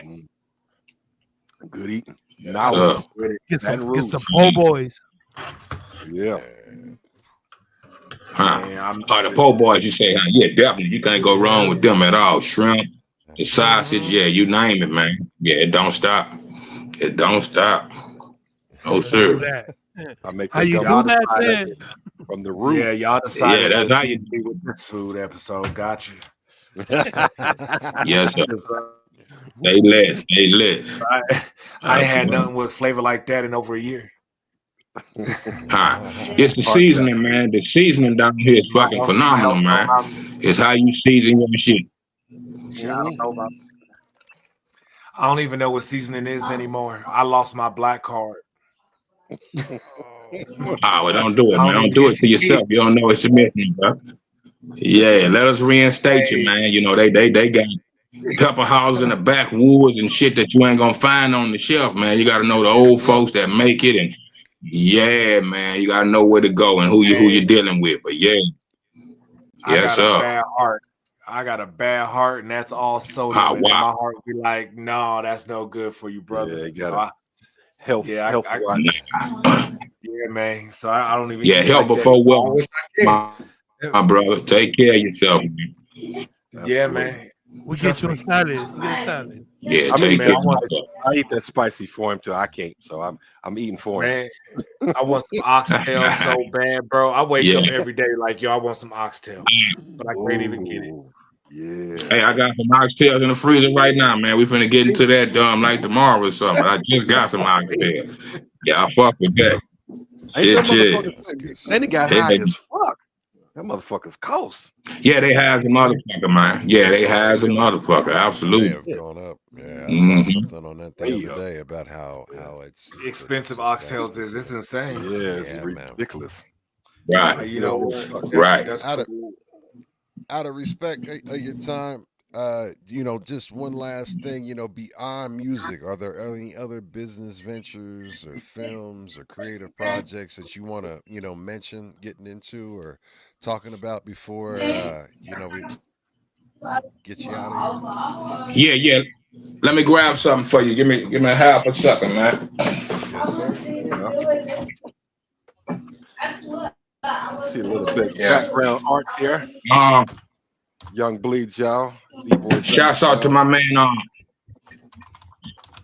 Yes, sir. Look, shouts out to my man, L.A. Dave, man. Come up with Cube and all those guys in L.A., man. We just come up with this thing with this hemp aid they sell, man. I got my own hemp aid, which it consists of about 3% THC as well as the CBD. You know what I mean? And this is called seaweed, y'all. So it's a green apple with that weed combination, you know what I mean, by way of my man Dave and Hemp Aid, as well as myself, Daz Dillinger, got his shit on raspberry blue called Razzle Dazzle. We working on one for Tebow. Smoke D Yeah. from UGK Records got some shit called Purple Sip. And it's available, man. We bring it to the shows and wherever we go. But you can also go to cashmerefarms.com and order in any one of it. And that's just for starters. Other flavors, mango, peach, and so on and so forth. Hemp aid, I think they have 14 different hemp aid products, you know what I mean? From popcorn to boudin balls to what am I missing? Tea cakes, coffee, teas, and different things of that nature. So shouts out here again to LA Dave. And as well as my guy, Jerry, do me a favor out in South Carolina. I got my own vodka gentleman that's called Speak Easy. You know what I mean? Dope. And we working on everything to get it in the stores for the year is out. You know what I mean? For starters. Um, of course, the rebirth for Trapdoor Entertainment. Shouts out to the Trapdoor Entertainment. Carly Young fam. What am I missing? The compilation, Welcome to the Trap. The single we just played Saturday night featuring Fiend. Shouts out to Fiend. I did another record that's out and available now called Epic Proportions. Shouts out to my man Mia Vibes out there in Switzerland. And what am I missing? Epic Proportion is snatched off the upcoming album Return of the Dawn, as well as another single I just released maybe a month or so ago called Last of the Rap Mafia Dons. On the 14th of this month, being April, we dropping another single off of that album called Loyalty. So, keep your eyes and ears peeled, and we gonna keep you posted, man. There's more to come, man. That part.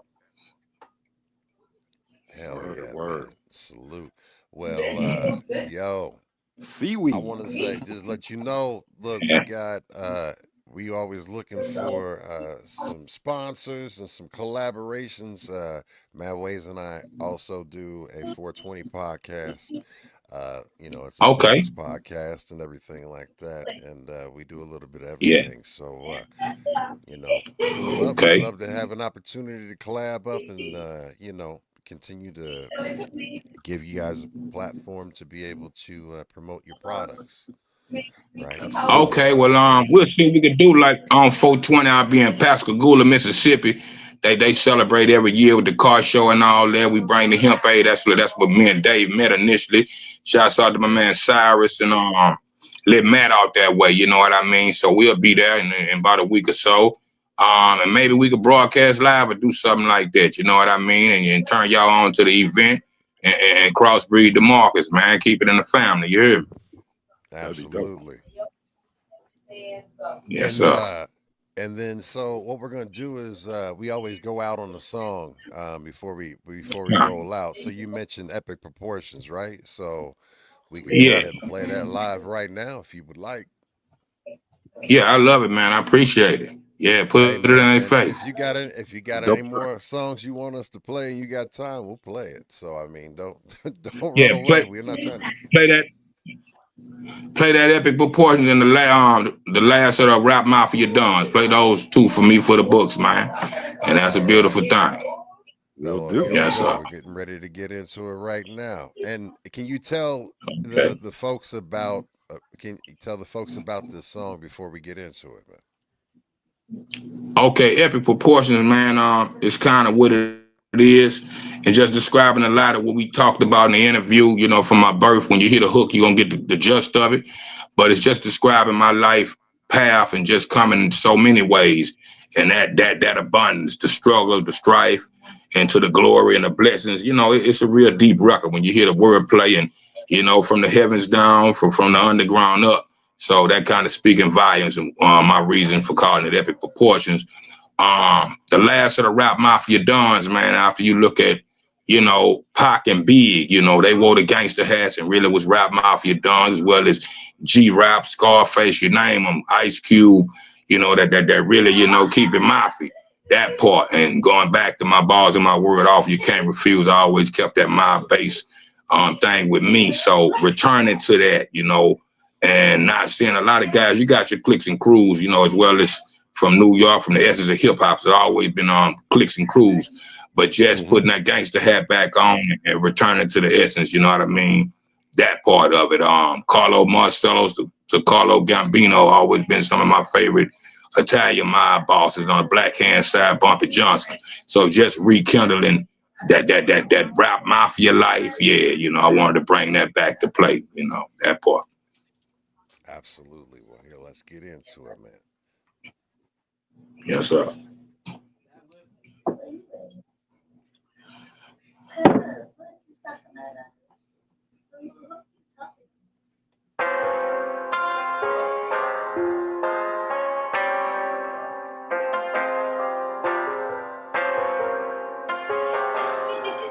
Get the fortune, we ain't up worried about the stars. Hold up. I'm talking epic proportions. You know my mama almost died. She ain't take the abortion. I'm staying all the way live. I'm talking past extortion. Get the fortune, we ain't up worried about the stars. Hold up. I'm talking epic proportions. You know my mama almost died. She ain't take the abortion. I'm staying all the way live. I'm talking past extortion. Get the fortune, we ain't up worried about the stars. Hold up.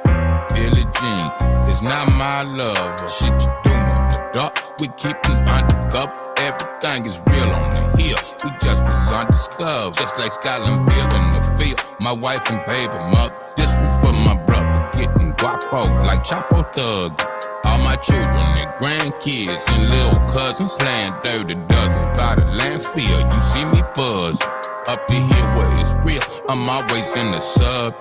Take the wheel, me and chill with Joker P. It's nothing. Overkill with the skills. You see a nigga hustling for real. Without the deal, that's just a nigga custom. It is what it is, from Christian Jew to Muslim. I learned to work for myself, cause I ain't never trust him. Getting hurt over wealth, something I ain't discussing. Everything is cool, I'm a fool, I'm talking on percussion. Country blues on these rap tunes, I'm pushing buttons. Hold up. I'm talking epic proportions. You know my mama almost died. She ain't take the abortion. I'm staying all the way live. I'm talking past extortion. Get the fortune, we ain't never worried about distortion. Hold up. I'm talking epic proportions. You know my mama almost died. She ain't take the abortion. I'm staying all the way live. I'm talking past extortion. Get the fortune, we ain't never worried about distortion. Yeah. Born the 6th day of June, the full moon, 8/27. Get the reverend in full bloom, straight from the heaven. This is what it is for years. I'm drinking, soaking up my tears for fears. On my course, fuck all that jeffing. The game don't stop for a step, I keep stepping. With my game on lock, like my Glock, my murder weapon. Yeah, word to my mama, the immaculate conception. Grandma Goldie and Mama Mary, I'm macking this profession. No question, I'm in the summer heat without no guessing. It's a blessing, the sun out. I'm learning all my lessons. True confession with no lies. That God life protection. In your section with no cries. It's hard life, I'm stressing. Jesus, Mary, Joseph, Moses. Take it back to my creation. Infiltration, get you fucked up. I live off inspiration. Education, B, that's what's up. Connect to segregation. All love from above. That's the destination. Hold up.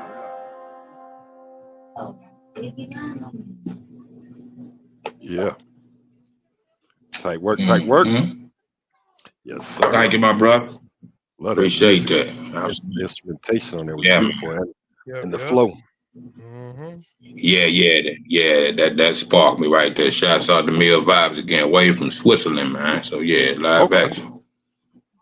Man, that felt like Daz Dillinger was on that track though, man. Like, cause that bass line was like, cause there was parts of it that had like the Santa Claus go straight to the ghetto, like with the James Brown kind of do Vibe.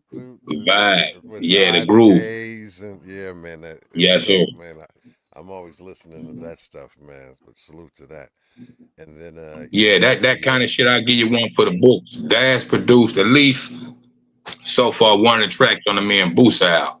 So we always working, man. So that's gonna be nice. Yeah, I fuck with Daz. Well, I fuck Yeah, with Daz always. too. Salute to Daz. Hey, look, shout out to Daz. Daz, you need to bless us with B-Boys Underground. It would be epic, man. Facts. Absolutely. Yeah, man. West Coast legend, y'all. And then the next song we have coming up is Last of the Rap Mafia Dons. And you told us about that a little bit. Anything else you want to add? You just want to go right into it. Shouts out to my man Crisis, man, and Adam Scales who helped put that together.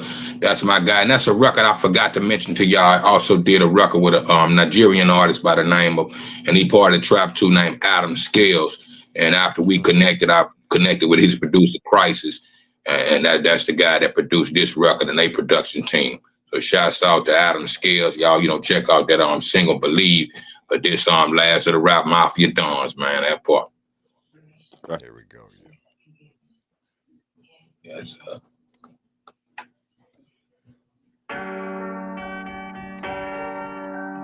Hit him with that banger. What y'all mean? That's what's up. Shouts out to Don Julio. Sipping on this Don Julio, man.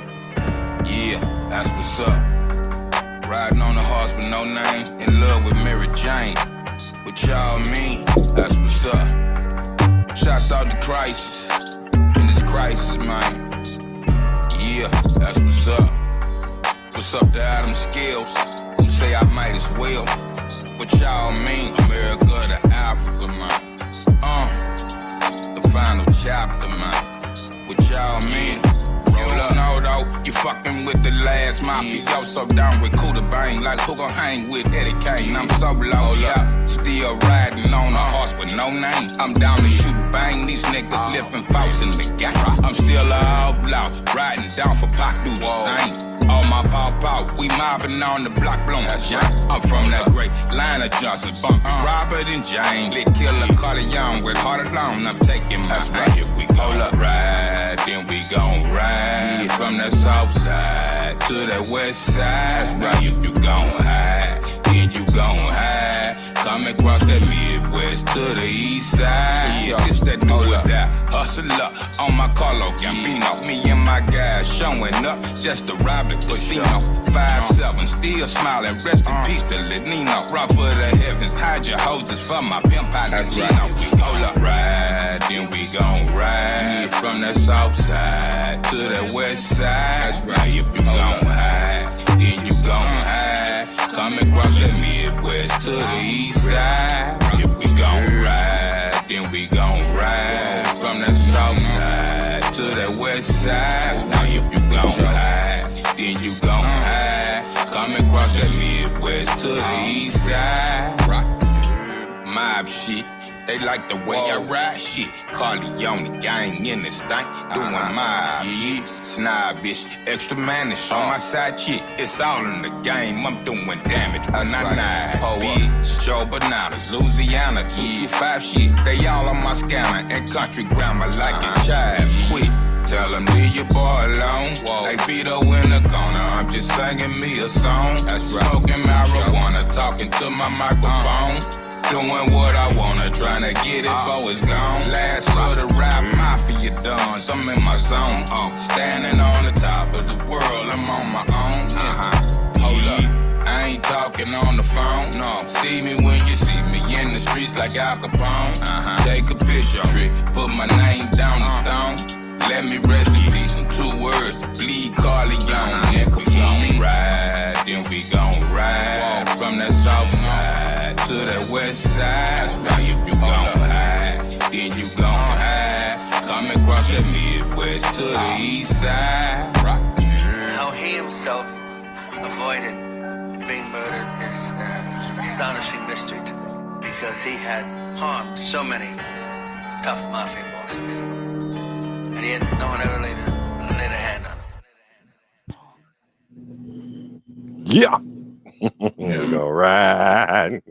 Ride with them. Yeah, I fuck with that. I appreciate that. Yes, sir. That groove. That slides through your ears, bro. Like that. Yeah. That Italian mixture with that soul shit. I just want to drive and smoke. You know what I mean? Yeah. With that's it, man. Put your gangster hat on, man. Think about it and get to the business, man. That shit. Yeah. Right. And we're gonna do a little. Yeah, that part. I like that album artwork too.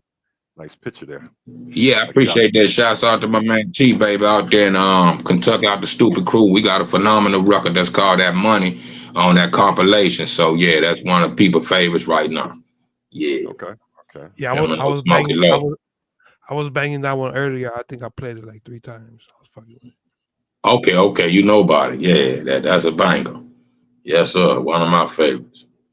Yes, sir. Yeah. Roo. Your mic off, buddy. Boogie buddy. Boogie, you on mute. Yeah. Thank you so much for that. Yeah, man.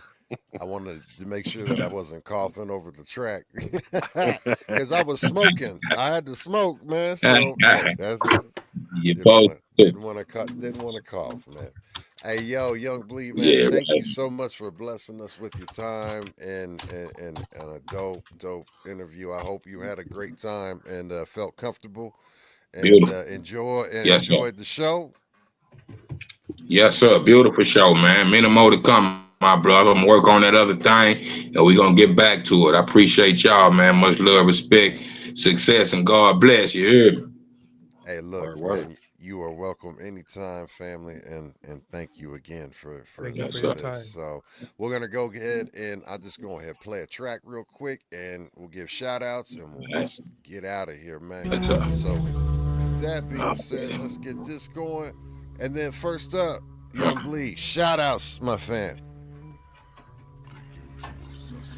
Who you say? Shout outs, family. Okay, man. You know, the world for starters, man.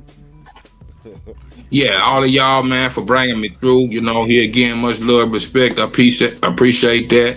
I ain't really got no in particulars, man, but everybody that's listening, that tuned in, I appreciate y'all. Shouts out to y'all. I'm missing everybody that I'm working with, you know, from Off the Trap, you know, surrounding areas, the worldwide producers, everybody giving me this gumbo shit to keep mixing, keep them coming, man. You know, for anybody that want to tap in with me, man, go to your Young Bleed fan page or my Glenn Clifton page. That's Facebook. On Instagram, it's the Real Young Bleed. On Twitter, it's at Real Young Bleed. Other than that, Snapchat, you know, Threads, etc. You know, worst case scenario, Google me, man. I'm out here, man. Stay tuned. We cooking over here, man. It's going down. Yes, sir. Make sure you follow Young Bleed. Matt Wade, shout outs. Yeah, man. Shout out to Young Bleed. Thank you for your time. Dope having you on. Appreciate shout out to you, all my B-Boy Underground brothers. Shout out to everybody in the chat. I see PK. I see Markel up in the motherfucking chat. Bidget Mike, what up, man? Big love to y'all. And check me out. I got a new joint just dropped with my boy Boogie Bang, Chunky Monkey. We're gonna run that shit on our platform. You already know some B-Boy Underground Connection, Bluebeard, and motherfucking Boogie Bang. Cincinnati to LA. Let's get it. Absolutely. Already. G-Fresh, shout outs, fam. Well, you know, representing 513 Cincinnati, yo, shout out to all my co-hosts and everybody, Boogie, Weez, Mad Ways, all our B-boys and B-girls, underground people. Y'all been fabulous, asking great questions. And of course, to Young Bleed, to put it down, man, great hip-hop historian, great stories, great flow, great music. Yeah, man. Love you. Can't wait to have you back. Shout out to family, friends, loved ones, wifey, keeping me fed, getting me fat. Love all of y'all. Wallow to the next show. Absolutely. Next up, yes, Big Weez, shout outs. Yo, shout out to the big homie, Young Bleed. When he say tap in with him, he mean tap in with him. If you hit him on the DM on his Instagram, he will respond. It ain't a robot, it is him genuinely. So y'all looking for that work. Y'all need some beats, y'all need some verses. Holla at Bleed, he got you. Next, I want to give a shout out to all the co-hosts, Boogie, Fresh, Matt Waves. Be on the lookout for the new single with PK rocking. About 50% done with the album with Al B's. So that'll be dropping here at the end of this month, hopefully. Got a little pushback. Sorry we can't drop 420, but we gonna drop by end of month, maybe first week of May. New album with Al B's for She's Hitting, and then solo album coming in June. So be on the lookout for that.